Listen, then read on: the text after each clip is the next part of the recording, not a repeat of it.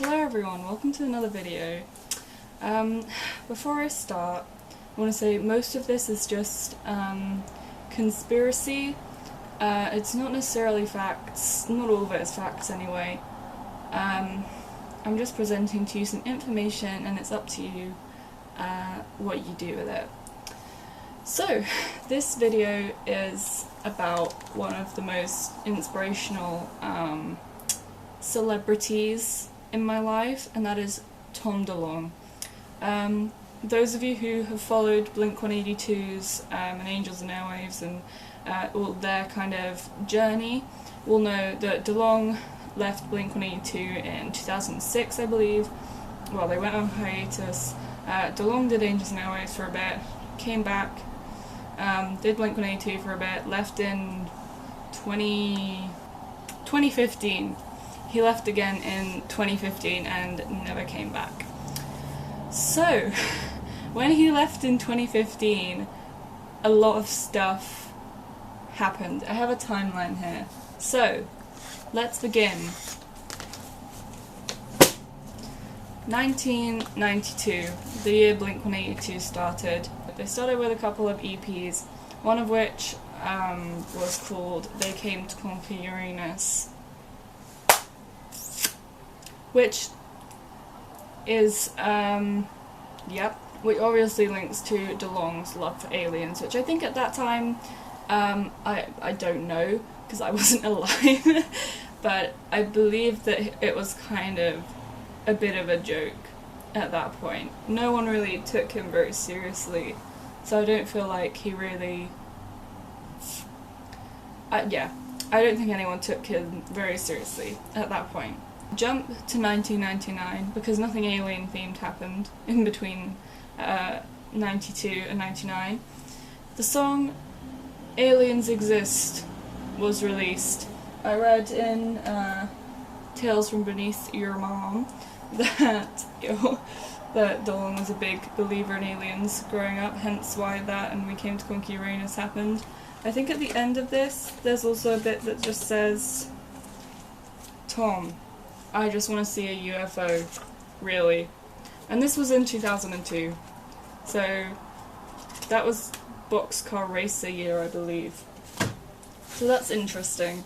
Jump to 2006, Angels and Airwaves started. 2008 they released the documentary Start the Machine, which if you haven't watched, I don't suggest it. How do I explain it? The cinematographer is also the director, is also the editor, is also basically doing everything. And the camera is not good. It's a good camera, like in terms of quality, but I believe his name's Mark Eaton and he's just filming DeLonge, and DeLonge's talking about like Blink-182 and how sad he is, etc. And Mark Eaton just like zooms in on his crotch for no reason and like just makes that bit black and white, and I'm just like, what the fuck are you doing? I'm a film student. 2011, Love. Love was a film. I have watched it. I didn't pay that much attention though. It was a film about an astronaut and he sees stuff. Not learning anything from the Wikipedia page. But the soundtrack was all Angels and Airwaves. DeLonge produced it, I believe. So that's, again, with the space theme. 2015. Apparently, To the Stars Academy of Arts and Science opened up, but on the website it says that was 2017. So that's tea. But in between those 2 years, this is where it gets interesting. The 2016 US election. Hillary Clinton's email leaks. Guess who was involved with that? Our boy, Tom DeLonge. That's where it gets interesting. Essentially, I'm looking through them now because they're still up on WikiLeaks. And this is around the era when DeLonge was starting To the Stars Academy and when he was starting to get a bit more serious about UFOs, aliens, that kind of thing. It was also the year in which Secret Machines was released. I don't have my copy with me. I lent it to a friend ages ago and they live quite far away. So I haven't got it back yet, but we can hope. So that's the same year that was released, and that was all based off of true events as well, which links into the WikiLeaks emails, because that was when DeLonge was trying to find events for the book and the resulting book series. I mean, the emails themselves that Hillary was kind of linked with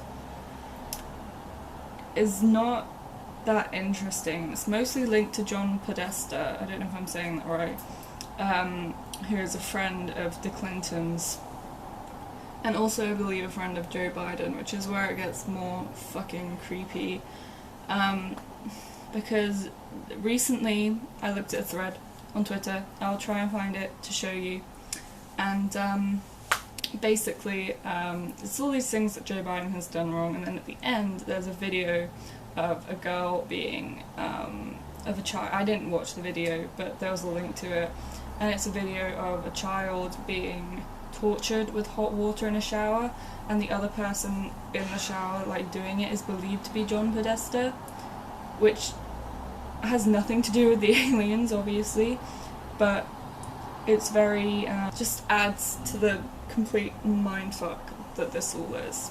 So, to the Stars Academy. This is a direct quote from the website. It says that it was created for the betterment of humanity. This is some cult shit, and some more recent things from DeLonge very much imply some cult shit. So this is the tweet. It reads, "If every country gave up their military and there was one military run by the UN for worldwide security, we would save $1 trillion a year. Medicine, infrastructure, global education and cooperation, and the beginning of a one world, one system. Wouldn't you love a larger family?" And he deleted this tweet.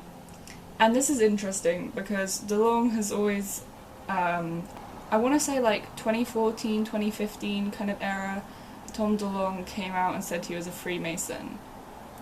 So this is where it gets a little bit culty. There's even a bit, I believe, in in the Tunnels music video, where DeLonge basically puts the Freemason logo in there, or very similar to the logo, which is fucking crazy. So, DeLonge's a Freemason.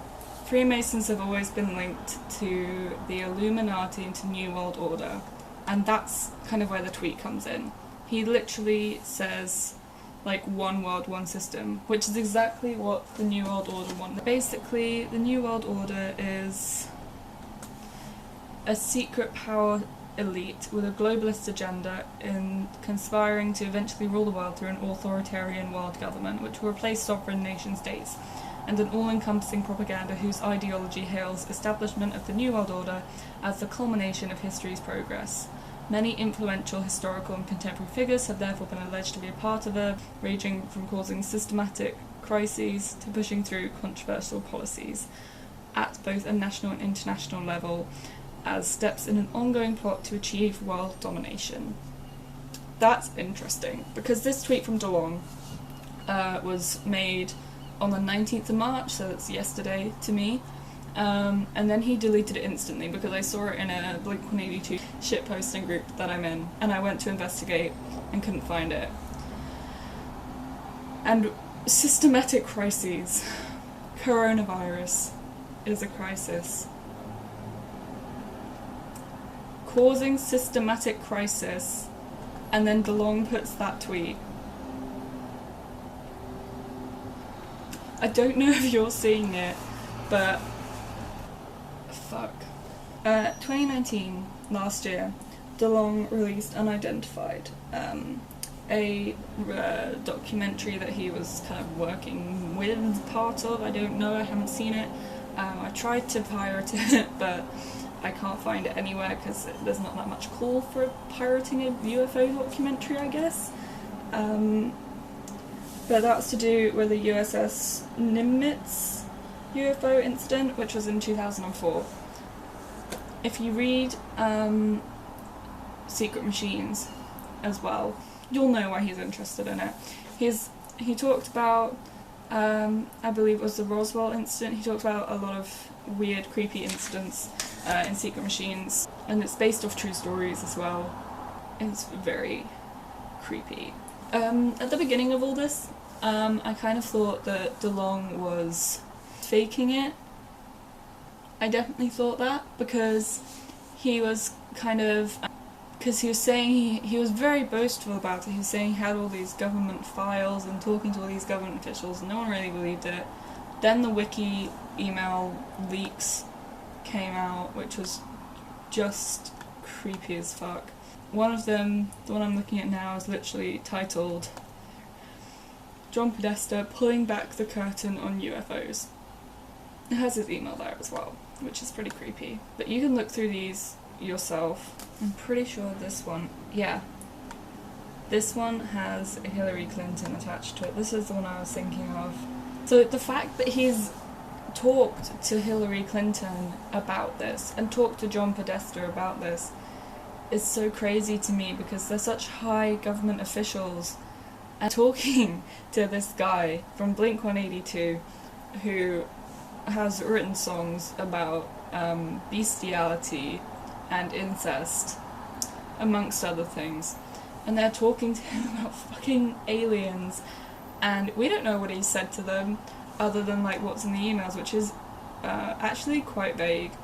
All we know is that he's talked to them about aliens. He could have said anything about his like Freemasonry, about New World Order, about the Illuminati, because there's a lot of, especially like when Secret Machines was released and when the WikiLeaks stuff came out, there was a lot of talk about that kind of thing.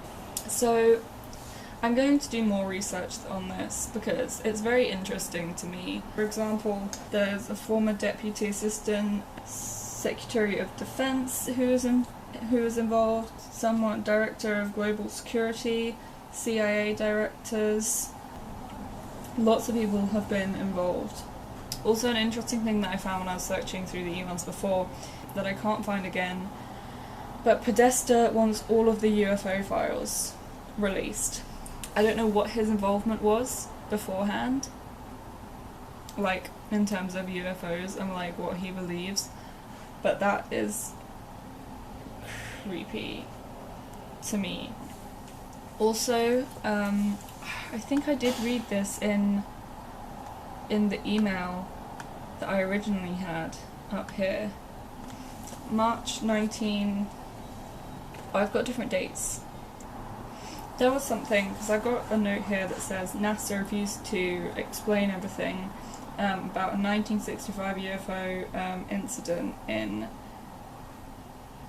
I've got no idea what that says. In Pennsylvania, people saw a fireball in the sky, followed by a controlled landing and military movement. If we Google this, Kecksburg UFO incident, there we go. It was just something I picked up on. So NASA essentially refused to talk about it, which is something that came up in the WikiLeaks emails that I noticed. I couldn't tell you which email it was, but have a look at them for yourselves. It's very interesting. He also has got this academy. Oh, the other interesting thing about the academy is basically he relied very much upon his fans to invest in it, because he would like put out these things. Obviously, the fans are going to invest. It had to be $350 US, and there was a huge risk of loss, and the company did speculate losses. So like, where is that money going? What is happening? Because it's been so quiet about the Two Stars Academy thing at the moment, like no one knows what's going on. Also, something was mentioned about telepathy, which again is very, very interesting, very culty. So, do I think Tom DeLonge is starting a cult? No. Do I think he's part of a cult? Yes, definitely. And he has talked in, if you look up Blink-182 funny moments, you'll find bits about him saying he wants to become president, and he wants to tell everyone about aliens. It's not hard to miss. I think we definitely have a what in this situation. We have Tom DeLonge, his love for aliens and things, and he wants to tell the world about it, and he's doing research to the Stars Academy for it, but that's been very quiet lately. I don't know where he's going with it, that's the thing, because as I say, he's got loads of government officials involved. He tweeted about fucking one world government, one world system. Like, that's very culty. I think he's definitely involved with something. I wouldn't say beyond his capacity, but I'd say he's definitely involved with something very creepy. I think I'm going to end this here and do some more research, but that's kind of a foundational level of what's kind of happening. So to summarise, in my opinion, I think that DeLonge has always had an interest for aliens, like as we can see from the books and from if you just Google him super quick, you'll see it all come up. He's written the songs, the album They Came to Conquer Uranus. He's written Aliens Exist. He wrote the soundtrack for Love, the film he produced, which could have like alien undertones. I don't know. That's very much up for interpretation.